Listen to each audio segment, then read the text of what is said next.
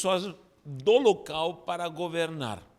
Então, o governador de toda aquela província, que é a Palestina, foi governada pelos Herodes. Temos vários tipos de Herodes. O Grande, o Antipas, Agripa, enfim. O que acontece? Os Herodes, eles eram nada mais do que da descendência de Abraão. Mas ninguém sabe disso, mas os Herodes em si não eram romanos. Não eram de Roma. Os Herodes, eles eram descendentes de Edom, eram edomitas, descendentes de Esaú. Pesquise sobre isso. Eram descendentes de Edom. Então, aí estava o grande ódio para a casa de Herodes. Por quê? Porque eles se venderam. Lembra quando Israel estava sendo cativo e diz que há uma profecia contra Edom, porque zombaste do teu irmão Judá que estava sendo cativo. Será? Por isso eu tenho cuidado quando alguém está sendo castigado por Deus. Pode ser qualquer pessoa. Alguém está sendo submetido ao castigo, eu clamo, peço misericórdia, mas nunca me alegro. Edom, tu te alegraste. Edom celebrou quando veio a Babilônia e derrotou a Judá. E veio uma profecia contra Edom. Vocês vão procurar isso no Antigo Testamento, vão encontrar essa profecia. Então, os edomitas, mais uma vez, eles se vendem para Roma, faz uma parceria com Roma, e eles governam a Palestina. E aí, se Israel, o Judá e Jerusalém não se submetessem. Então, aí era poder bélico mesmo, que matava, torturava, crucificava, enfim. Então, é complicado a situação do povo de Israel naquela época. Fora eles já desviados da presença do Senhor, ao ponto de não perceber que o Messias está ali para os libertar e trazer a essência dessa nova Brit Hadashah, nova aliança. Eles pensam que Jesus é um revolucionário aí, que vai tirá-los do poder de Roma somente. Mas Jesus veio para libertá-los espiritualmente. Aí tem os zelotes, temos aí todas aquelas conspirações contra Roma que trabalhavam para poder se libertar politicamente de Roma. Mas Jesus trazia uma libertação plena, gloriosa e espiritual, em nome de Jesus. Temos aí 3 partes: livros históricos, livros doutrinários e livro profético. Os históricos são toda a história, toda a narrativa, tudo que se refere à biografia do próprio Cristo, que seria Mateus, Marcos, Lucas e João, a própria narrativa da igreja de Atos dos Apóstolos, tá bom?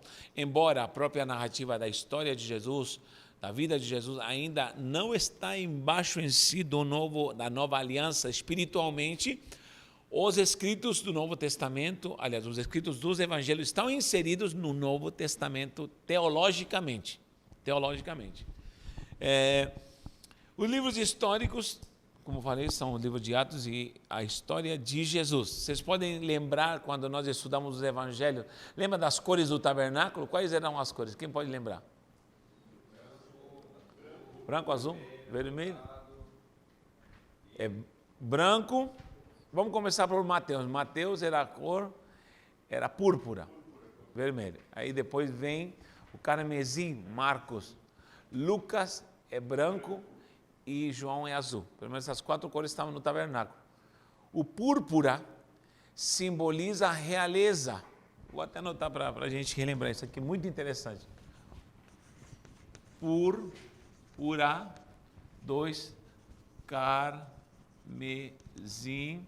3, branco. Não está em si a cor branca, tá? Está escrito linho, mas obviamente o linho é branco. E 4, azul. Isso está no tabernáculo. Isso aqui já está no Antigo Testamento, no tabernáculo. Você pode confirmar isso em Êxodo. Só que isso também já é uma anunciação profética dos evangélicos, já apresentando Jesus. Púrpura apresenta Jesus como rei. Quem apresenta Jesus como rei é Mateus. Carmesim, ele é servo. Carmesim é uma tinta que é tirada de um bichinho. É um bicho que é moído. Aqui na nossa cultura é a cochonilha. A cochonilha ele é moída, dá uma tinta, inclusive essa tinta do bichinho que é moído é a tinta que se usa para esses negócios de iogurte, todas essas tintas que se usam para comida. Corante, dá um corante muito bom. É um bichinho, é um bicho até nojento, mas ele se moe e dá uma tinta.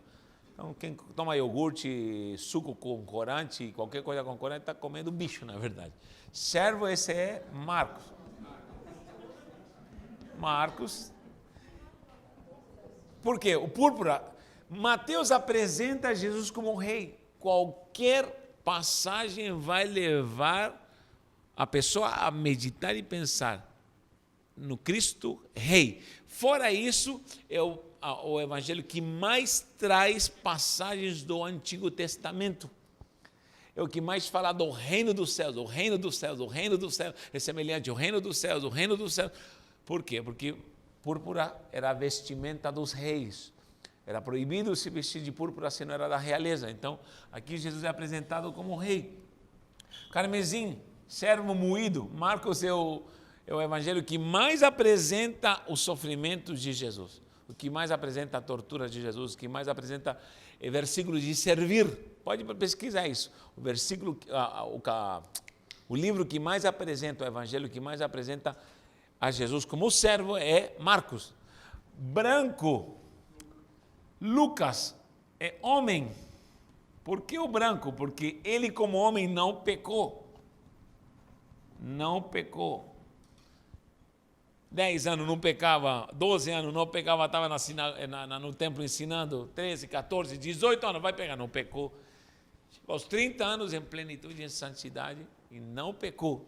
A natureza humana ficou limpa como linho, branca, pura. E Lucas também é o único evangelho que apresenta a infância de Jesus como homem e apresenta a genealogia humana do Cristo.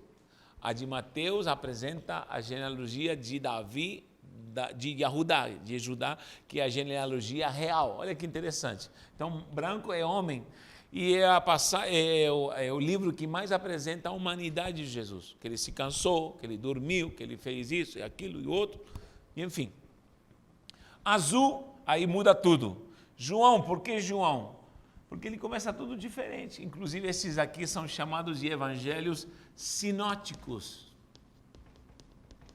Por que são sinóticos esses três? Mateus, Marcos e Lucas. Porque se você os coloca paralelamente, os três, você vai ver uma complementação de um evangelho com outro. Você vai ver uma harmonia muito, muito fiel na complementação de Mateus, Marcos e Lucas.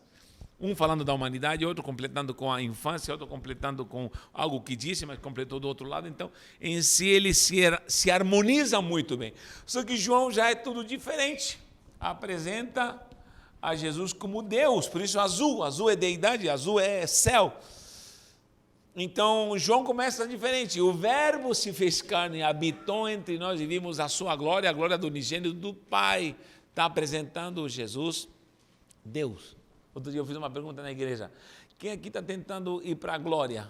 Amém. Quantos querem a glória de Deus? Amém. Quantos estão lutando contra a carne? Amém. Glória a Deus, aleluia.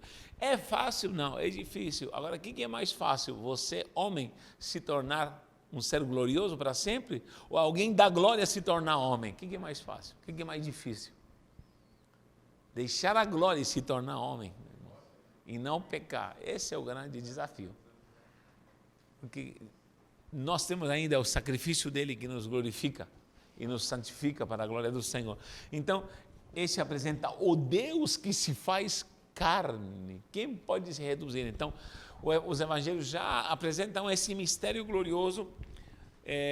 E aí vem, na sequência, né, o livro de Atos, que seria inserido na parte dos históricos, onde começa a narrativa de Lucas.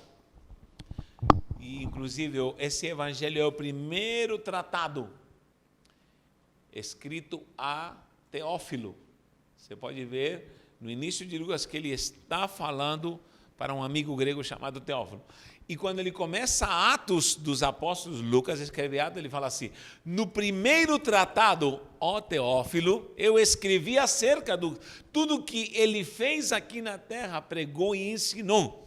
E agora, Teófilo, vou te escrever o que a sua igreja comissionada de fato, começa a exercer aqui na terra. Então, Lucas dá um perfil muito lindo de apresentar o Jesus homem, entre os outros que apresentaram ele como rei, como servo, como Deus, mas Lucas apresenta agora a obra desse Jesus sendo maximizada na igreja. Você é uma extensão, você é a comissão, você é a perpetuação daquilo que ele começou. Será que estamos dando conta da demanda do Cristo? Será que estamos na postura certa como igreja para dar de fato continuidade? Sim, há muitas coisas preciosas na igreja, muitas coisas gloriosas, mas nós precisamos trabalhar muito ainda para podermos atingir o propósito do Senhor e entendermos qual é o propósito como igreja. Então a igreja de Atos traz essa postura gloriosa na revelação de Lucas, onde a igreja começa a experimentar o poder, recebereis poder e ser-me-eis minhas testemunhas, tanto em Jerusalém, Judeia, Samaria, até os confins da terra. São Paulo até os confins da terra. Amém? Sabe qual o pior problema da igreja? Posso lhe falar qual o pior problema da igreja? De nós? É que nós queremos trazer todo mundo para Deus. Esse é o grande problema. Isso Deus nunca nos mandou fazer isso. Nós queremos trazer as pessoas para Deus. E alguém me diz, poxa, mas não é para fazer isso? Não. Nós temos que levar Deus às pessoas. É diferente. E a igreja quer trazer todo mundo para a igreja. Todo mundo quer trazer as pessoas para Deus. Não, a igreja tem que levar Deus para as pessoas. Nós temos que sair e levar Deus para as multidões. Nós temos que levar Deus para onde para as pessoas mais improváveis e mais discriminadas que possam ter. Fora nesse contexto de querer trazer Deus para as pessoas, que isso não é o comando de Jesus, nós ainda queremos trazer as pessoas para a nossa denominação. Aí piorou, aí arrematamos. Aí estamos pior, porque a comissão da igreja verdadeira é ide, não é vinde, não é aprenda a fazer convite. Nunca Jesus aprendeu a fazer. Ele trouxe o convite de vinde a mim, a concentração. Só que uma vez que viemos como igreja para ele, a igreja tem que sair, tem que levar Deus para as pessoas. Então, hoje em dia, quanto mais conhecemos, nós estamos aqui para conhecer. Só que saiba de uma coisa, quanto mais nós conhecemos, mais estamos condenados se a gente não fizer certo. Muita gente pensa e diz assim,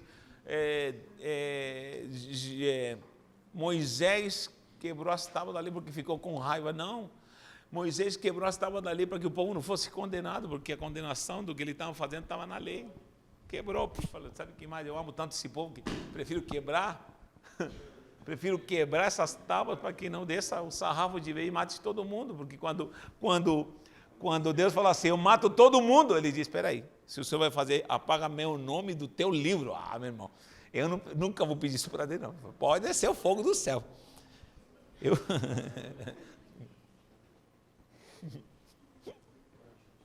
Eu não vou ter tanta misericórdia, não. Sabe por quê?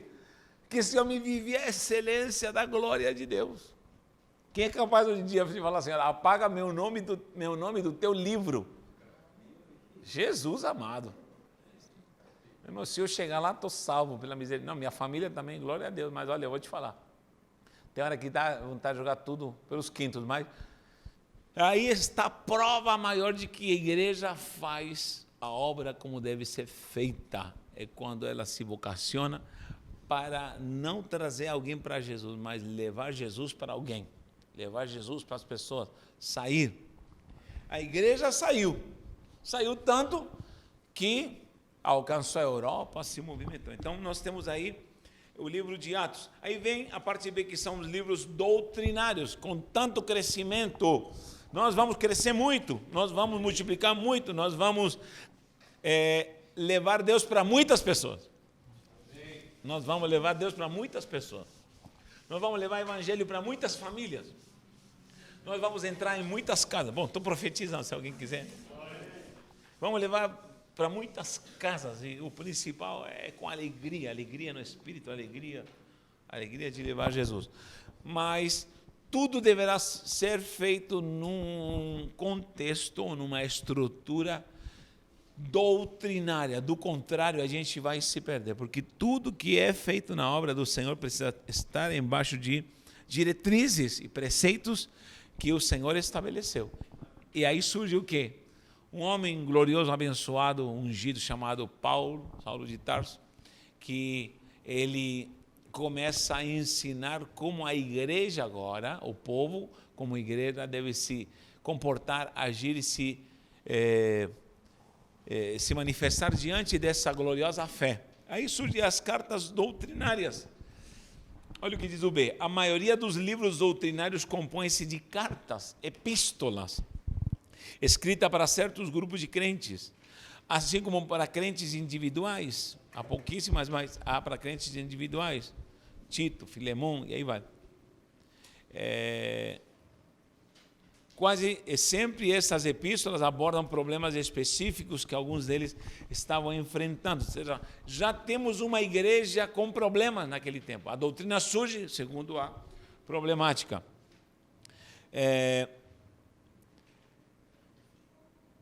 Quase sempre estavam enfrentando, ao procurarem seguir a maneira de viver correta, de viver como vida cristã. Ao escrever a esses crentes, os autores desses livros explicaram as grandes verdades a respeito de Jesus Cristo e sua obra, doutrinando e ensinando a igreja recém-fundada e também dando conselhos pessoais e instruções para líderes e pastores,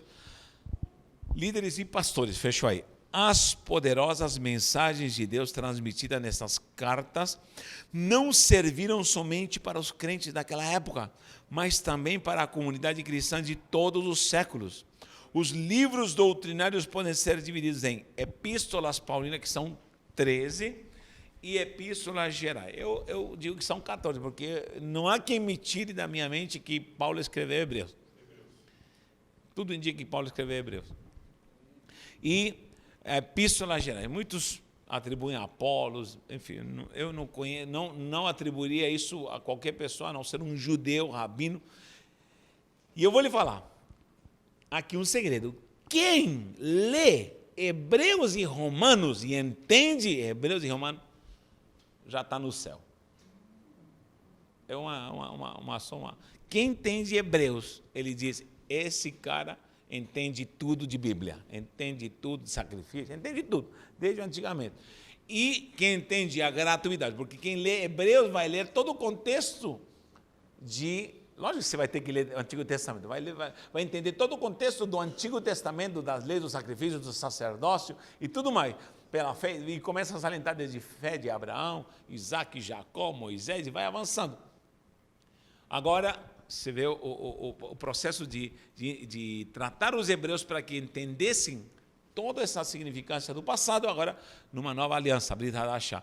E falando de Romanos é a mesma coisa, gratuidade, não invalidando o que é lei, essência de fé em si, mas o ritual que substituiu a fé pura e santa, e vem a graça. Inclusive em Romanos e em Hebreus está escrito, o justo viverá pela fé. Então, para mim, eu creio que foi Paulo. Um dia vamos perguntar lá na glória se foi Paulo ou não. Mas Paulinho tem que responder. Se foi tu, bate 3 vezes na mesa aqui, vamos lá. Olha só, os livros doutrinários, Paulino, aí vem Epístolas Gerais e o livro profético, que o único é o livro de revelação. Revelação. Em grego,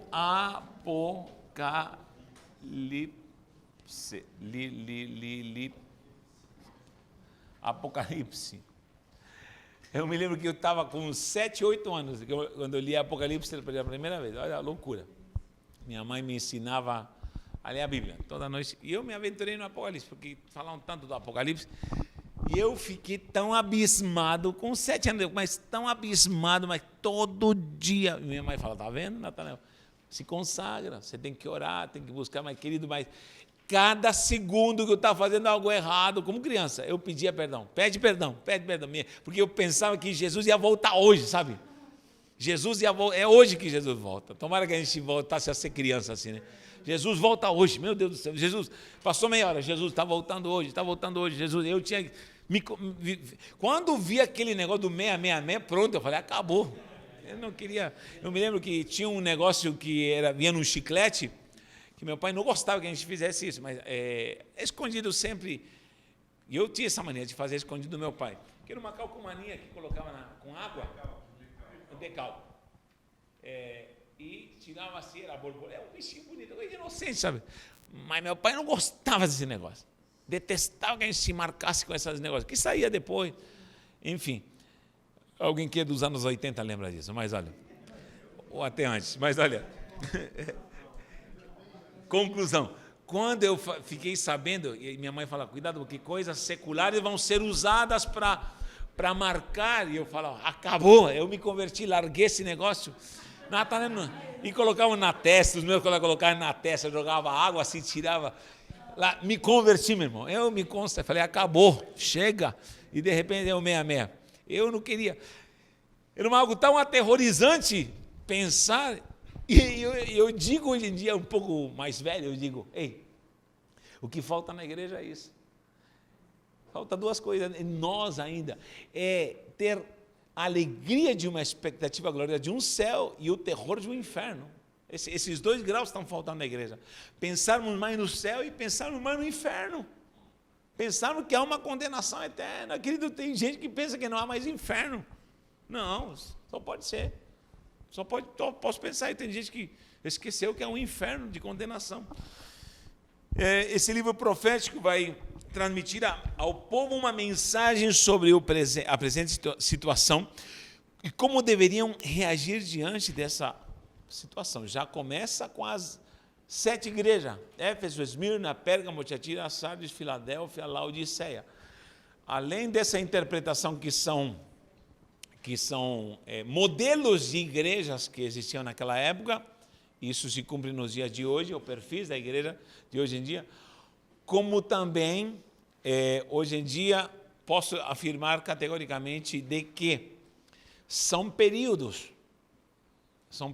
esse período Éfeso talvez já passou, o período da pobreza. Esmirna é uma igreja muito pobre, tu és pobre, porém rica, a igreja é muito pobre, muito limitada, perseguida, mas era uma igreja fiel.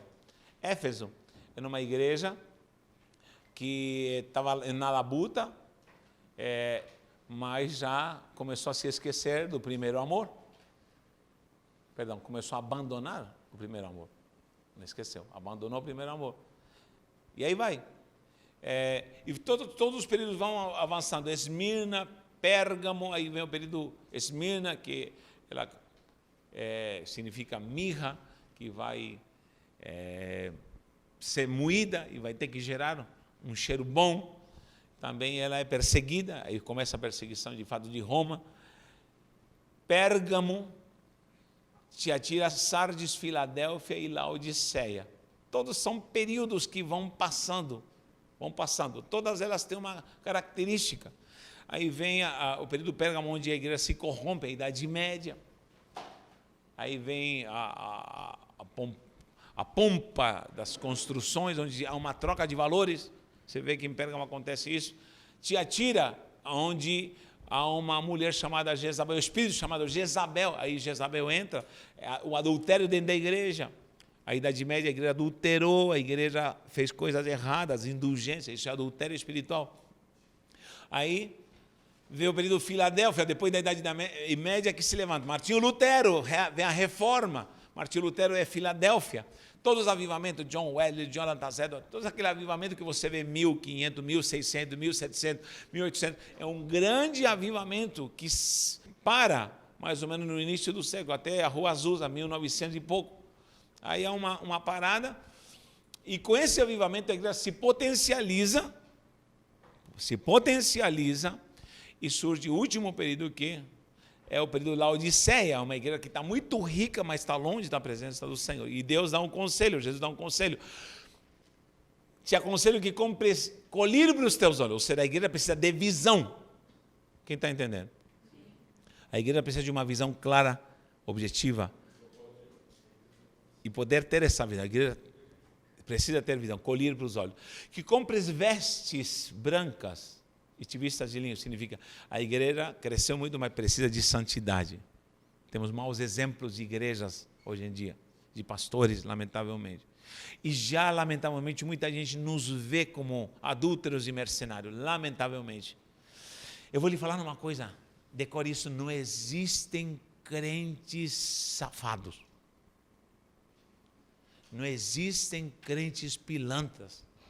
Alguém? Não existem. Existem pilantras que se dizem crentes. Existem safados que se dizem crentes. Existem mercenários que se dizem crentes. Crentes são crentes. Servos de Deus são servos de Deus. E vou falar de novo, não existe uma igreja safada sem vergonha. Não, existem safados sem vergonha que se dizem igreja. Ah, mas o cara está pregando e está falando, não, esse cara não é crente. Esse é um pilantra que se diz pastor. Esse é um pilantra que se diz crente. É um pilantra que pega o Facebook e se diz profeta. Não existe profeta safado, não existe, porque profeta é ungido, não existe santo corrupto, não existe esse absurdo diante do contexto de Deus. Ou é igreja ou não é igreja, não existe meia igreja para Deus, porque para Jesus é minha igreja, quem? A lavada, redimida no sangue do Cordeiro, e você faz parte dessa igreja, dá glória a Deus. Ah, mas eu conheço um crente safado. Não, tem um safado que se diz crente, eu já combato isso. Ah, mas tem um pastor que faz isso. Não, esse é um adúltero que se diz pastor. Ah, não, esse é um ladrão que se diz pastor, que é diferente. Ah, sim, aí sim. Então, queridos, a igreja é a igreja do Senhor. A igreja precisa ser reconhecida como igreja. E a revelação traz esse modelo onde a igreja precisa voltar, recapitular e rever, porque há maus elementos. É a igreja santa. Ele não descarta nenhuma das 7. Por quê? Por que não descarta? Os elogios estão presentes como igreja, mas ele reprova os que se dizem crentes dentro da igreja. Quem entendeu? Amém. Tu dizes que és, mas não és. Então não é. Acabou. Terminou. Livro profético. Vire a página. Vamos terminando. Porque tem gente que já está me saudando como japonês aí. Página 9. Livros históricos, está aqui o esquema, Mateus, Marcos, Lucas e João, e Atos dos Apóstolos. Leia Atos dos Apóstolos, você vai reacender a chama. Eu mandei um link de um livro, mas não leia esse livro sem antes ler Atos dos Apóstolos. Livros doutrinários, que são as epístolas paulinas, desde Romanos até Filemão, ou até Hebreus. E aí temos Tiago, 1 Pedro, 2 Pedro, 1 João, 2 João, 3 João, e Judas, que não é o Iscariotes, tá bom? Esse Judas aqui nem o Tadeu, não é nem o Tadeu. Esse Judas aqui é o irmão de Jesus. Livro profético escrito por João, que se encerra com ele o Abrir Hadashah. E em João está escrito, na revelação do Apocalipse estão escritas coisas que ainda vão se cumprir. Algumas se cumpriram, mas algumas estão ainda por se cumprir. E o livro de Apocalipse apresenta um quadro de cataclismas, de reações da natureza, comportamentos da sociedade. Você acha que essa bagunça aí de carnaval, agora zombando de Jesus, quando é que nós vimos uma zombaria de Jesus desse jeito? Se preparem para o que vem. Só que se preparem. Eu amo os corintianos mesmo, me perdoe, mas os gaviões da Fiel que se preparem para a retaliação. Esse clube, estou falando, e estou declarando isso, porque eu tenho orado ao Senhor, e tenho visto isso, e tenho visto essa zombaria. Esse gavião da Fiel, se prepare para o que vai acontecer. Anota o que eu estou te falando. Querido de Deus, não se zomba, e lamentavelmente há um perfil satânico nisso aí. Isso pode ser qualquer pessoa que pode fazer isso. Não estou falando de time de futebol, não. Estou falando qualquer pessoa pode ser usada de uma forma maligna para zombar.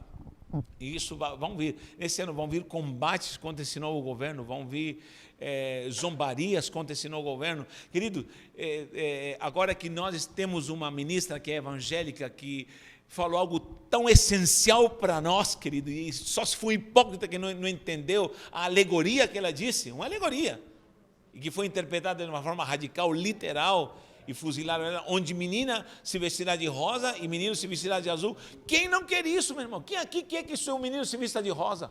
Nada contra o rosa, estou falando, ou seja, vire um gay. Somos preconceituosos, não é esse tipo de coisa. Se falam alguma postura, alguma opinião voltada para uma ideologia cristã, acabou o mundo. Não pode falar nem A nem B. Os outros podiam fazer as abominações, podiam pegar verba pública para fazer exposições de zoofilia e de pedofilia. E aí pode, aí bate palma. Aí é arte, é uma bendita de uma arte. Gente, não é cultura. Cultura dos infernos, existe cultura dos infernos também. Então, nós precisamos acordar. Essa nação é profética, essa nação é ungida, essa nação é gloriosa, essa nação vai mudar esse contexto. O Brasil vai liderar o Apocalipse. Vai liderar o avivamento da última hora, não adianta. E vai escolher a nossa vida em nome do Senhor. E os mais improváveis serão usados para a glória do Senhor. Os livros históricos, os evangelhos também são divididos em sinópticos e o próprio evangelho suplementar de João, aquilo que eu expliquei.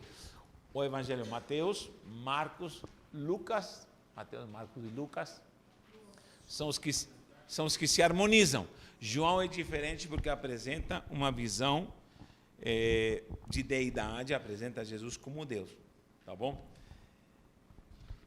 Então, temos aí a apresentação dos evangelhos. Vamos ver um pouquinho de Mateus para a gente já ir encerrando, para vocês não ficarem chateados comigo. Mateus, temos o autor, Matatiahu. Matatiahu é o nome original de Mateus.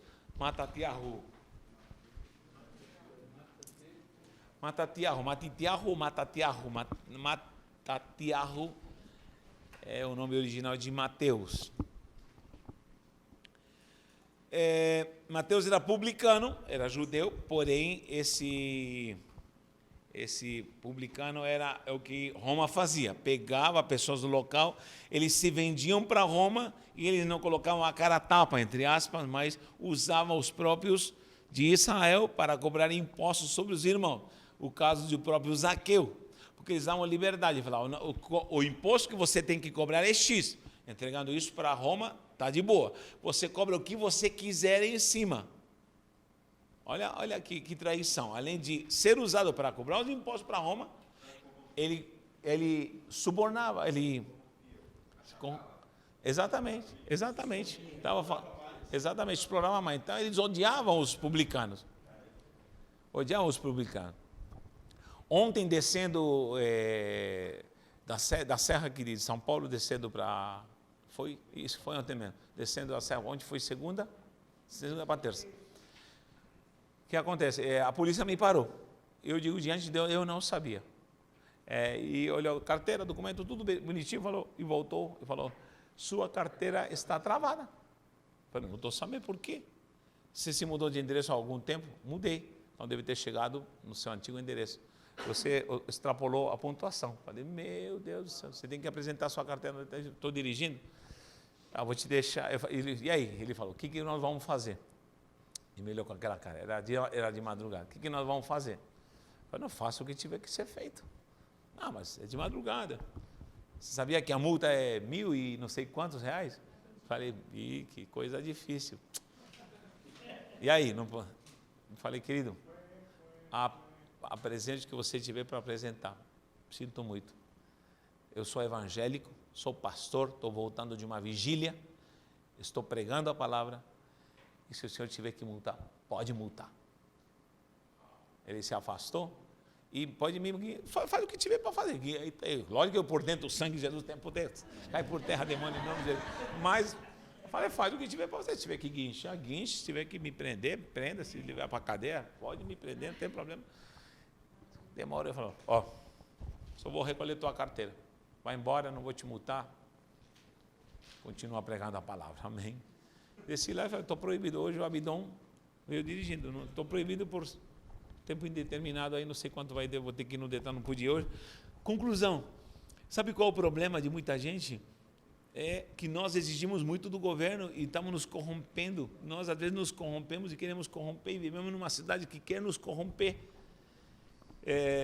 Onde eu quero chegar? Os publicanos se corromperam e corrompiam, eram odiados. Então, quando Jesus vem a um publicano e diz assim, ei, segue-me, o cara não pensou duas vezes. Quem se interessou por mim? Por quê? Primeiro, eles eram odiados, eles não podiam andar em nenhum lugar, eles cuspiam. Ninguém gostava deles, meu irmão.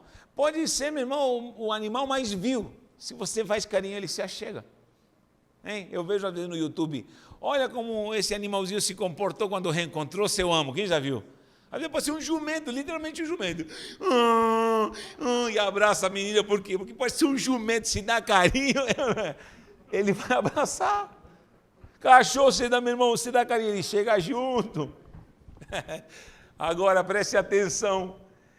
Quem é que vai conseguir viver numa sociedade onde é rejeitado por todos? Onde todo mundo, lá vai ele, lá vai ele, lá vai ele. E, cuspido, os filhos na escola eram discriminados, quem sabe? Aí passa um que olha para ele com simpatia e fala assim, preciso de você, estou interessado em você. Yeshua Hamashi, o mestre, aquele que faz milagre, me chamou, eu largo tudo isso para seguir Jesus. E largou Jesus e se tornou um grande discípulo para a glória do Senhor. Ele apresenta Jesus como rei. O propósito de Mateus foi escrito para judeus, visando responder às suas indagações sobre Jesus de Nazaré, que alegava ser o Messias de Israel. Nesse evangelho, Jesus é frequentemente chamado de filho de Davi. É Ben-Ha-Davi. Ben-Ha-Davi. Yeshua HaMashiach Ben-Ha-Davi. Yeshua HaMashiach Ben-Ha-Davi. Quem gritou assim foi o Bartimeu. Yeshua Ben-Ha-Davi. Esse Ben-Ha-Davi não era qualquer um que sabia. Alguém tinha que reconhecê-lo como rei. Porque os reis eram chamados, você descendente de Davi. Meu rei Ben-Ha-Davi. Ben-Ha-Davi era você que desce ou é descendente da genealogia dos monarcas, ou seja, ele não só pediu um milagre, ele pediu para um rei. Aqui tem um súdito que é cego, mas enxerga mais do que muita gente, talvez. Muita gente te rodeia, olha o que o cego estava falando. Muita gente te rodeia, mas só quer um milagre. Eu quero a glória do filho de Davi, do rei. Meu rei, eu estou clamando por você. E foi curado para a glória do Senhor. Curiosidade, o Evangelho de Mateus contém mais de 40 citações literais e mais de 60 referências do Antigo Testamento. Olha que lindo. A frase reino dos céus aparece 32 vezes em Mateus e não aparece no restante do Novo Testamento. Reino dos céus, olha que lindo. Jesus como filho de Davi citado 9 vezes, mas só 6 vezes nos outros evangelhos. Ou seja, temos um rei apresentado aqui. Mateus serve como uma ponte de ligação entre o Antigo e o Novo Testamento. Sempre Mateus será o que concilia, o que unifica, a ponte que traz a essência do povo judaico, da monarquia judaica, da religião judaica, para abrir Hadashah para o rei Messias. É por isso que quando você ensinar a um neófito, a um novo convertido a ler a Bíblia, começa por Mateus. Ensine a ler Mateus. Ler Mateus. Depois ler Marcos, depois Lucas, ler João, ler os evangelhos, a primeira coisa. Não começa com as matanças do Antigo Testamento, não, que o cara pode se espantar. Então, começa com o rei da vida dele. Jesus vai ser o rei da vida dele. Ele vai aprender a ser servo. Quando ele lê, a realeza vai entrar nele, o reino do céu vai entrar nele. Ele vai aprender a ser servo com Marcos. Ele vai aprender a ser um homem santo em Lucas.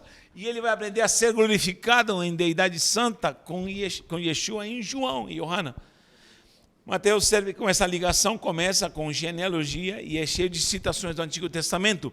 Desenvolve o tema do reinado do Messias e mostra o cumprimento das promessas. Muitas promessas ainda vão se cumprir na nossa vida, em nome de Jesus.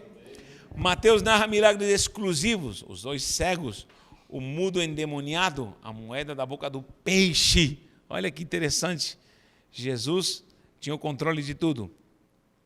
Minha esposa sempre pegou esse ditado da mãe dela que fala assim, Jesus sabe onde está a moeda, onde está o peixe com a moeda. Jesus, calma, mas como vamos fazer? Calma, Jesus, ela tem esse ditado, minha esposa sempre fala isso. Jesus sabe onde está o peixe com a moeda. Calma, Natanael.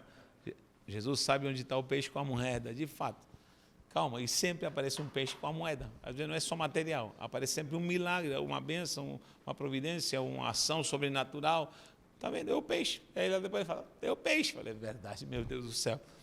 Então, mostra a soberania desse Deus Todo-Poderoso, até na natureza. Mateus é o mais extenso dos evangelhos, 28 capítulos, falando desse rei glorioso. É o único que aparece na palavra, a palavra eclésia em 3 ocasiões. Olha que interessante. Mateus contém 9 incidentes, 10 parábolas, 3 milagres que não se encontram nos demais evangelhos. 10 parábolas, é muita parábola que não se encontra nos outros evangelhos. Entre essas coisas foram incluídas, por exemplo, a visão de José, a cura do endemoniado, as parábolas do trigo e do joio e dos talentos, que não é 10 talentos, são 8 talentos. 5, 2 e 1, 8 talentos. Tá bom? Nós que pregamos e anunciamos tanto essa visão de discipulado, de ter 12 e tudo mais, nós temos que ter decorado os 12. Amém ou não? Como podemos anunciar tanto e não podemos decorar? Então, decore isso aqui. Tem aqui um quadradinho, mas não está tão fácil quanto esse aqui. Ó. Primeiro lugar, para terminar, aí você vai decorar. Diga comigo, 2 Simão. 2 Simão. 2 Simões.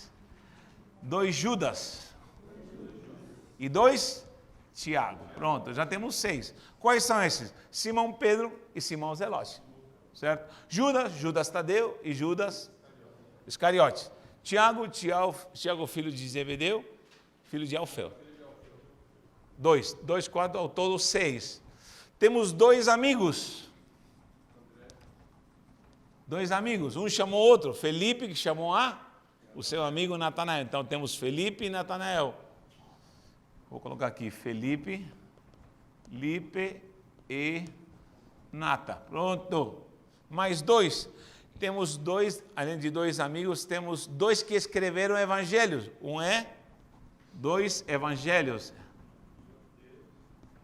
Quem são? Há 2 evangelhos aí que foram escritos por discípulos. Vamos lá. Mateus e João. Muito bem. Então já temos quantos? 10. Falta mais 2. Quem são? Os 2 eu chamo de café com leite. 2 café com leite. Com leite. Por quê?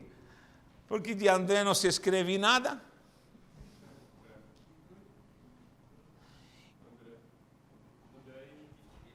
Tomé.